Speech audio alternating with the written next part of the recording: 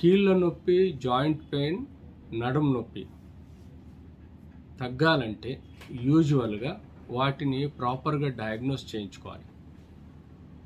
First and foremost మనం clinical history తీసుకోవాల్సిన అవసరం ఉంటుందండి. క్లినికల్ హిస్టరీ ప్రకారం మనకు ఒక 50% డయాగ్నోసిస్ తెలుస్తుంది. ఆ తర్వాత బేసిక్ రక్త పరీక్షలు, కీళ్ళవాతానికి సంబంధించిన కానీ, జాయింట్ పెయిన్స్ సంబంధించినది కానీ, బ్యాక్ పెయిన్ సంబంధించినది కానీ, ఎక్స్రే, సిటీ స్కాన్, ఎంఆర్ఐ ద్వారా మనకు డయాగ్నోసిస్ కన్ఫర్మ్ అవుతుంది. రక్త పరీక్షలు, ఈ యొక్క రేడియోలాజికల్ ఇమేజింగ్ ద్వారా డయాగ్నోసిస్ని బట్టి మనం ట్రీట్మెంట్ ఇవ్వాల్సిన అవసరం ఉంటుంది. తద్వారా మనకు ఇష్యూ సాల్వ్ అయ్యే ఆస్కారం ఉంటుంది. సో నడుము నొప్పి స్పాండిలోసిస్ వలన రావచ్చు, స్పాండిలైటిస్ వలన రావచ్చు, లేకపోతే డిస్క్ ప్రొలాప్స్ వలన రావచ్చు, లిస్ససిస్ వలన రావచ్చు. ఇలా ఎన్నో కారణాల వలన నడుము నొప్పి రావచ్చు.